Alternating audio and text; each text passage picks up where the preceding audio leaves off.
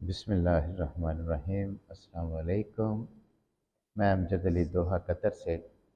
हम बात कर रहे हैं एटॉमिक स्ट्रक्चर की, और ये 11 ग्रेड की केमिस्ट्री का चैप्टर 2 भी है।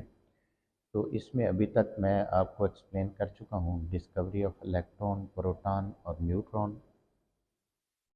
हमने रदरफोर्ड एटॉमिक मॉडल को भी डिस्कस कर लिया, बोहर एटॉमिक मॉडल को भी डिस्कस कर लिया, और लास्ट टाइम मैंने आपको बोहर एटॉमिक मॉडल के डिफेक्ट्स बताए थे। अब बोहर के बाद एक और साइंटिस्ट है, हाइजेनबर्ग। सो हाइजेनबर्ग इन 1927 उसने भी एक प्रिंसिपल दिया, और उसको कहते हैं हाइजेनबर्ग्स अनसर्टेनिटी प्रिंसिपल। अनसर्टेनिटी, अनसर्टन का मतलब होता है, सर्टन बोलें तो यकीन, अनसर्टन बोलें तो गैर यकीनी, यानी अनसर्टेनिटी का मतलब गैर यकीनी।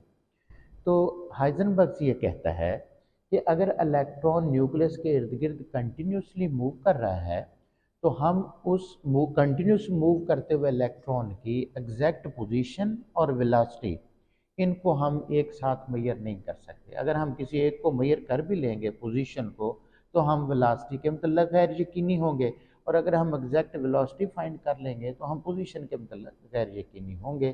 तो इसको कहते हैं हाइजेनबर्ग्स अनसर्टेनिटी प्रिंसिपल। फिर इस प्रॉब्लम को सॉल्व किया एक और साइंटिस्ट श्रोडिंगर ने, और उसने एक इक्वेशन दी जिसे हम कहते हैं श्रोडिंगर वेव इक्वेशन।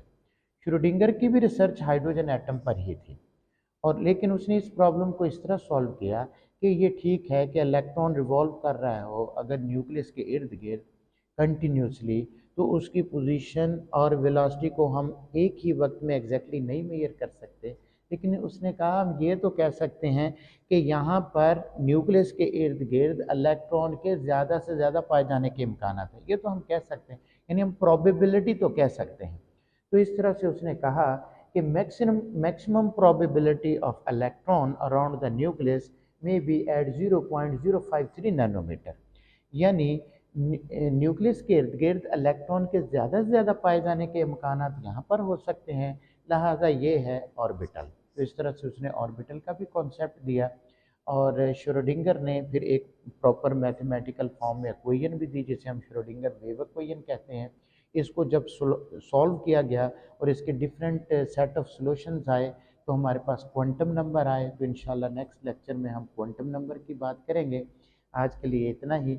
अपना बहुत सारा ख्याल रखें, अपने इर्द गिर्द के लोगों का बहुत ज़्यादा ख्याल रखें, और इंशाल्लाह ताला दोबारा फिर अगले लेक्चर में मुलाकात होगी क्वांटम नंबर के साथ। ओके, अल्लाह हाफिज़।